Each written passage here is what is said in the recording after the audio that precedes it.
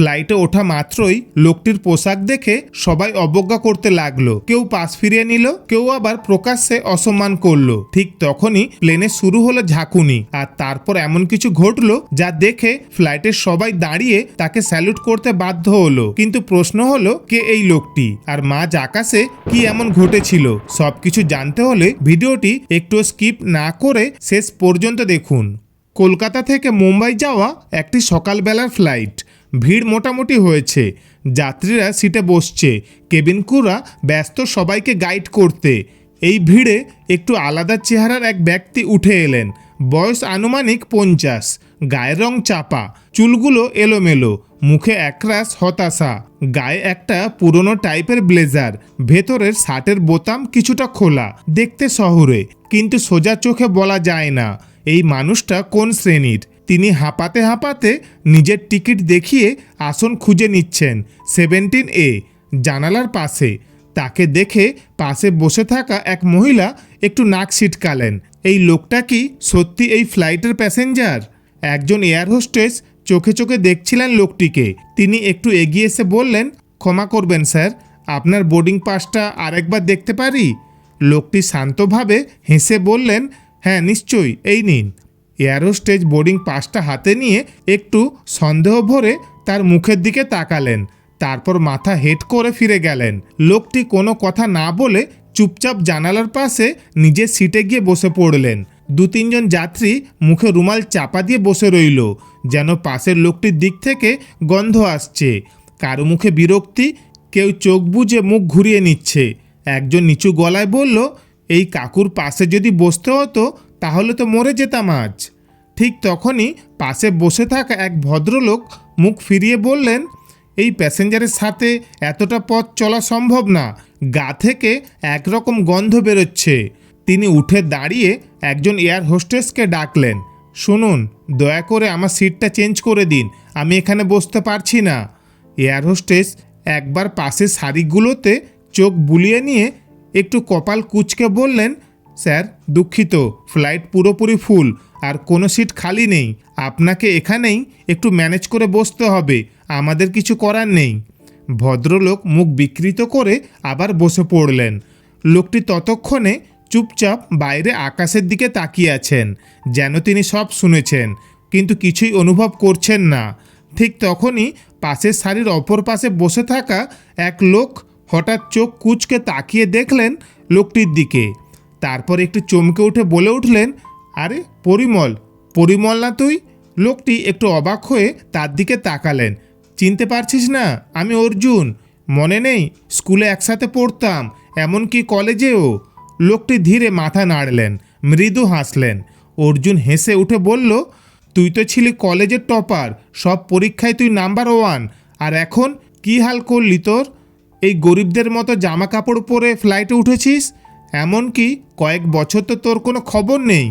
সে থেমে আবার বলল, আর আমাকে দেখ, এখন একটা বড় কোম্পানির CEO, মাসে কয়েক লাখ টাকা মাইনে, বিজনেস ক্লাস টিকিট পাওয়া যায় না আজকাল, ভাগ্য ভালো আজ এক্সচেঞ্জ করে এখানেই বসতে হয়েছে। লোকটি চুপচাপ তার দিকে তাকিয়ে রইলেন, মৃদু হাসলেন, তারপর শান্ত গলায় বললেন, সে অনেক কথা অর্জুন, সময় পেলে পরে বলবো। অর্জুন তখনও চোখ মেলে তার বন্ধুটিকে দেখছে, যেন বিশ্বাসই করতে পারছে না কলেজের সেই পরিমলের এই দশা। লোকটি তখন ধীরে ব্যাগ খুলে একটা পুরনো টাইপের চশমা বের করলেন। হাতে কাঁপন আছে, কিন্তু চোখে তীক্ষ্ণ এক দৃঢ়তা। ঠিক সেই সময় একটা হালকা ঝাঁকুনি, প্লেন যেন আচমকা সামান্য নিচে নামলো। লোকজন একটু চমকে উঠল, আলো ঝাপসা হয়ে গেল, প্লেন একটু কেঁপে উঠল। অনেক যাত্রী হঠাৎ সিটে সোজা হয়ে বসলেন, কিছু যাত্রী আতঙ্কিত চোখে এদিক ওদিক তাকাতে লাগলেন। এই মুহূর্তে বিমান মাঝ আকাশে সাদা মেঘের ভেতর দিয়ে ভেসে চলছে। বাইরে কেবিনের জানালা থেকে শুধু মেঘের পুরো সাদা পর্দা দেখা যাচ্ছে। ঠিক তখনই এয়ার হোস্টেস ইন্টারকমে বললেন, সম্মানিত যাত্রীরা, দয়া করে আপনারা আসনে বসে সিট বেল্ট বাঁধুন, আমরা একটি সামান্য ঝাঁকুনির মুখে পড়েছি, ভয় পাবেন না, সব কিছু নিয়ন্ত্রণে আছে। লোকটি মাথা নিচু করে একবার নিজের হাত দুটোর দিকে তাকালেন, চোখের দৃষ্টি ধীরে ধীরে কঠিন হয়ে উঠল। প্লেন তখন মাঝ আকাশে, নিচে দেখা যাচ্ছে না কিছুই, কেবল মেঘের পুরু স্তর। আকাশ যেন নিশ্চুপ, অথচ ভিতরের চাপা অস্থিরতা। হঠাৎ কেঁপে উঠল পুরো বিমান। এক লম্বা গভীর ঝাঁকুনি। কেউ মাথা নিচু করে ধরে আছে, কেউ চোখ বুজে ঠোঁট নাড়াচ্ছে, প্রার্থনা করছে, কেউ সিটের হাতল আঁকড়ে ধরেছে শক্ত করে। এক মুহূর্তে নীরবতা, তারপর শুরু হলো চাপা গুঞ্জন। কেবিনের সামনে থেকে এক এয়ার হোস্টেস দৌড়ে বেরিয়ে এলেন। তার চোখ বড় বড়, আতঙ্কে ভরা, মুখে রং নেই, ঠোঁট কাঁপছে। তিনি মাইকে কিছু বললেন না, বরং কেবিনের মাঝখানে দাঁড়িয়েই উচ্চস্বরে চিৎকার করলেন, যাত্রীদের মধ্যে কেউ কোনো ডাক্তার আছেন? প্লিজ, এটা খুব জরুরি। সারা কেবিন থমকে গেল। যাত্রীরা একে অপরের দিকে তাকালেন, কেউ দাঁড়ালো না। তখন সামনের দিক থেকে একজন মধ্যবয়সী ভদ্রলোক ধীরে হাত তুললেন। আমি একজন ডাক্তার, আমি যাচ্ছি। তিনি উঠে দাঁড়ালেন। হাঁটার সময় পায়ে একটু কাঁপুনি, তবুও চোখে দায়িত্বের ছাপ। আর কেবিনের বাতাসে ছড়িয়ে পড়ল আরও গা ছমছমে নিস্তব্ধতা। তিনি এগিয়ে গেলেন ককপিটের দিকে। এয়ার হোস্টেস তাকে পথ দেখিয়ে নিয়ে গেলেন। তারপর কয়েক মুহূর্তে নিস্তব্ধতা। যাত্রীরা চুপচাপ বসে, কেউ জানালার বাইরে তাকিয়ে, কেউ সিটে সোজা হয়ে। সবার মনে একটা অজানা শঙ্কা। ঠিক তখনই পেছনের সারিতে কেউ ফিসফিস করে বলে উঠল, কোনো সমস্যা নাকি? পাইলটের কিছু হয়েছে বুঝি? বিমানের ভেতর ধীরে ধীরে চাপা গুঞ্জন ছড়িয়ে পড়তে লাগলো। কেউ হালকা কাঁপা গলায় বলছে, আশা করি কিছু গুরুতর নয়। কিছুক্ষণ পর সেই ডাক্তার আবার ফিরে এলেন। চেহারা স্পষ্ট উদ্বেগ, কপালে ভাঁজ। একজন যাত্রী সঙ্গে সঙ্গে জিজ্ঞেস করলেন, কি হয়েছে? ডাক্তার মাথা নেড়ে ধীরে বললেন, পাইলট সাহেবের শরীরটা হঠাৎ খুব খারাপ লাগছে। তিনি ককপিটে আর থাকতে পারছেন না, চোখে ঝাপসা দেখছেন, ঘামছে। উনাকে বিশ্রামের জন্য কেবিনে নিয়ে যাওয়া হয়েছে। পেছনের সারি থেকে একজন বৃদ্ধ ফিসফিস করে বললেন, তাহলে এখন প্লেন চালাবে কে? বাইরে হঠাৎ শুরু হয়েছে বজ্র বিদ্যুৎ সহ ঝোড়ো হাওয়া। মেঘের মধ্যে দিয়ে বিমান কাঁপতে কাঁপতে এগোচ্ছে। জানালার কাছে টুপটাপ বৃষ্টির দাগ পড়ছে। কিছু যাত্রী জানালা থেকে চোখ সরিয়ে সিটের হাতলে আঁকড়ে ধরেছে। ঠিক তখনই একজন এয়ার হোস্টেস সামনে এসে দাঁড়ালেন। তার গলায় চাপা কাঁপুনি, কপালে বিন্দু বিন্দু ঘাম। তিনি কাঁপা গলায় বললেন, আমাদের কো পাইলট আছেন ঠিকই, কিন্তু আমরা এখন ঝড়ের মধ্যে পড়েছি, আর উনি একা সামলাতে একটু নার্ভাস হয়ে পড়েছেন। যদি আপনাদের মধ্যে কেউ প্লেন চালাতে জানেন, অনুগ্রহ করে বলুন, এটা এখন খুব গুরুত্বপূর্ণ। চারপাশে একদম নিস্তব্ধতা। মুখগুলো যেন জমে গেছে আতঙ্কে। কেউ চোখ নামিয়ে ফেলেছে, কেউ পেছন দিকে হেলান দিয়ে নিঃশ্বাস আটকে রেখেছে। একজন মহিলা নিচু গলায় ফিসফিস করে বললেন, এখন যদি কেউ না থাকে তাহলে কি হবে? ঠিক তখনই সেই লোকটি মাথা তুললেন। তার চোখের দৃষ্টি কঠিন, ঠান্ডা। তিনি চুপচাপ চারপাশে তাকালেন, যেন কিছু একটা সিদ্ধান্ত নিচ্ছেন। লোকটি ধীরে চারপাশে তাকিয়ে হাত তুললেন। সঙ্গে সঙ্গে কেবিনে একটা গুঞ্জন ছড়িয়ে পড়ল। অপর পাশে বসে থাকা তার ছোটবেলার বন্ধু অর্জুন হঠাৎ চিৎকার করে উঠল, পরিমল, তুই প্লেন চালাবি? এবার বুঝে আমাদের সবাইকে মেরে তবেই ছাড়বি? তুই আবার কবে থেকে প্লেন চালাতে শিখলি রে ভাই? আমার ঘরে বউ বাচ্চা আছে, প্লিজ কেউ এর হাতে প্লেন তুলে দিও না। তখনই অন্য যাত্রীরা কেউ কেউ বলা বলি শুরু করে দিল, এই লোকটা প্লেন চালাবে? আর কাউকে পেল না বুঝি? ভিখিরির মতো দেখতে লোকটা এখন পাইলট হবে? কিছু মুখে অবিশ্বাস, কিছুতে আতঙ্ক।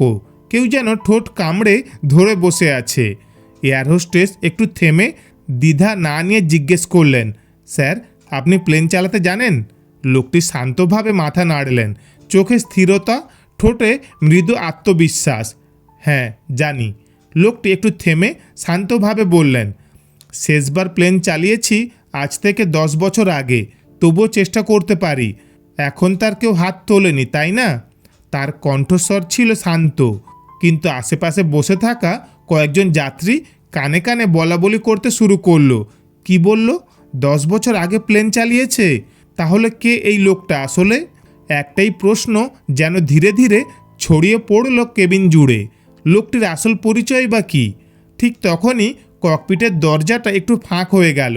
সেই ফাঁক দিয়ে কো পাইলট মুখ বাড়িয়ে বললেন, ম্যাডাম, যদি উনি অভিজ্ঞ হন তাহলে আসতে দিন, আমি একা ম্যানেজ করতে পারছি না, হেল্প দরকার।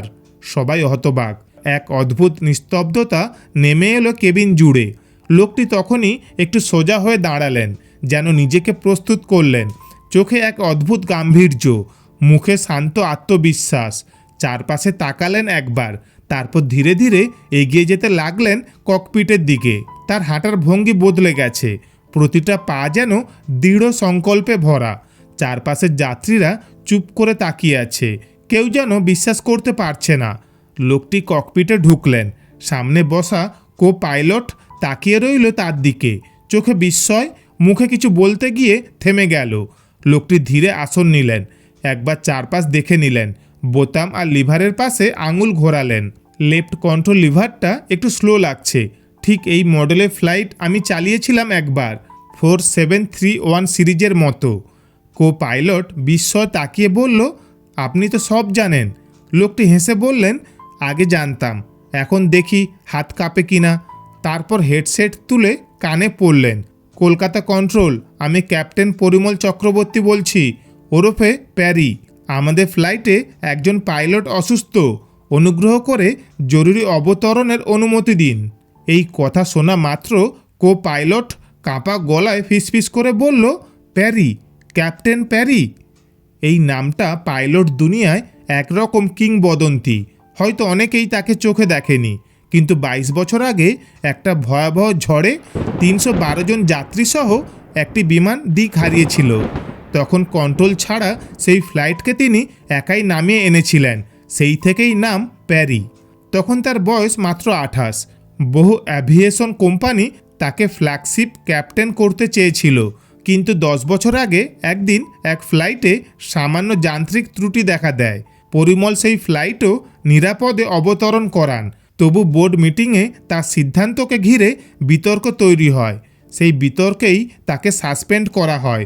তিনি কোনো অভিযোগ করেননি, চুপচাপ চলে গিয়েছিলেন, শুধু বলেছিলেন, যখন ফেরত ডাকবে তখনও উঠতে পারবো কিনা জানি না, তবু অপেক্ষা করব। সেই অপেক্ষা শেষ হলো আজ।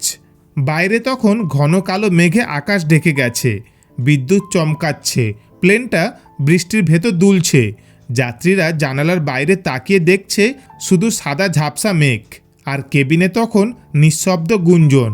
এয়ার হোস্টেস ককপিটের দিকে মুখ ঝুঁকিয়ে কিছু শুনে হঠাৎ ফিসফিস করে বললেন, উনি নিজের নাম বললেন, ক্যাপ্টেন পরিমল চক্রবর্তী। সবাই বলতো প্যারি। এই কথা ছড়িয়ে পড়তেই কেউ ফিসফিস করল, এই ভদ্রলোকটাই প্যারি, যিনি একাই 312 জন যাত্রী নিয়ে ঝড়ের মধ্যে দিয়ে ফ্লাইট নামিয়েছিলেন, যাকে একটু আগেই কেউ কেউ অপমান করছিল। কিছু যাত্রী চুপ করে রইল, কারো মুখে লজ্জার ছায়া, কেউ যেন আর চোখে চোখ রাখতে পারছে না। প্লেনটা তখনও ক্রমে নিচের দিকে নামছে। বাইরের আকাশটা অনেকটাই পরিষ্কার, ঝড়ের ভেতর দিয়ে ফুঁড়ে এখন সে এক প্রশান্ত আলোয় ভেসে চলেছে।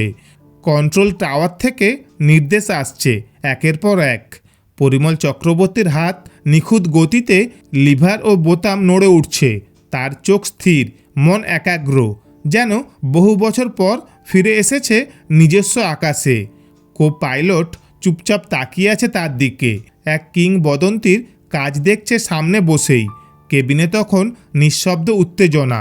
কেউ জানালা দিয়ে নিচের মাটি দেখছে, কেউ চোখ বন্ধ করে প্রার্থনায় বসে আছে। হঠাৎ ঝাঁকুনি ছাড়াই প্লেনটা মসৃণভাবে ল্যান্ড করলো। বিমানের ভেতর থেকে একসাথে শব্দ উঠল, উফ, থ্যাঙ্ক গড। ল্যান্ডিংটা বুঝতেই পারিনি, ভদ্রলোক তো ম্যাজিক করলেন। একজন স্মার্ট প্যাসেঞ্জার দাঁড়িয়ে পড়ে বললেন, সেই প্যারি, আজও টপার আছেন। পরিমলবাবু বেরিয়ে এলেন। ককপিটের দরজা খুলে পরিমলবাবু বেরিয়ে এলেন, সোজা হয়ে হাঁটছেন, মুখে এক অদ্ভুত প্রশান্তি। যাত্রীরা হাঁ করে তাকিয়ে, কেউ ফিসফিস করছে, আমরা তো ভাবছিলাম ভিখারি, উনি যদি না থাকতেন তাহলে আজ কী হতো আমাদের। একজন মহিলা যাত্রী যার পাশে বসেছিলেন তিনি এবার মুখ নিচু করে দাঁড়িয়ে বললেন, স্যার, আমি ক্ষমা চাই। পরিমলবাবু একবার হেসে বললেন, আজ শুধু আমি নই, সবাই উড়েছি, কারণ কেউ একজন ভরসা করেছিল। ঠিক তখনই ভিড় ঠেলে একজন ছুটে এলো, অর্জুন। ভাই, তুই তো আসলেই প্যারি, তুই আজও সেই আগের টপার, তোর কাছে আজ সবাই হেরে গেল ভাই। পরিমলবাবু হেসে বললেন, হার জেতা নয়, শুধু মনটা হারিয়ে ফেলেছিলাম, ওটাই আজ ফিরে পেলাম। একজন এয়ারলাইন্স অফিসার ভিড় ঠেলে সামনে এলেন, চোখে বিস্ময়, মুখে অনুশোচনা। তিনি মাথা নিচু করে বললেন, স্যার, আমরা আজ আপনার ফ্লাইট পারফরমেন্স লাইভ ট্র্যাকে দেখছিলাম। আপনার পুরনো রিপোর্ট আমরা রিভিউ করেছি, আমাদের বোর্ড মেম্বাররাও সব দেখেছেন। একটু থেমে কণ্ঠে শ্রদ্ধা মিশিয়ে বললেন, আজকের দিনের পর আমাদের বোর্ড সিদ্ধান্ত নিয়েছে আপনাকে আবার দলে ফিরিয়ে নিতে চাই। পরিমলবাবু কিছু বললেন না, শুধু একটু চুপ করে রইলেন। তারপর আকাশের দিকে তাকিয়ে ধীরে বললেন, আমার চাকরি কেড়ে নিলেও ওরা সাহস কেড়ে নিতে পারেনি।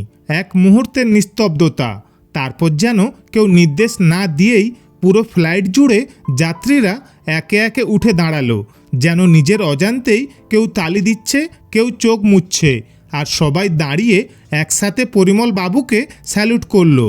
যিনি কিছুক্ষণ আগে অবজ্ঞার পাত্র ছিলেন, এখন তিনি একটি আকাশের নায়ক। আসলে অপমান, অবজ্ঞা এসব চুপচাপ সহ্য করে চলা মানুষগুলোই একদিন এমন কিছু করে যা দেখে সারা পৃথিবী স্তব্ধ হয়ে যায়। আর বন্ধুরা, যদি তোমাদের জীবনে এমন কেউ থাকে যার গল্প সবাইকে জানানো উচিত, তাহলে অবশ্যই কমেন্টে জানিও, হয়তো সেই গল্পই কাউকে সাহস যোগাবে। আর হ্যাঁ, আজকের গল্পটি তোমাদের কেমন লাগলো সেটাও অবশ্য কমেন্টে জানিও, আর ভালো লাগলে লাইক ও শেয়ার করে দিও। ধন্যবাদ, ভালো থাকবেন।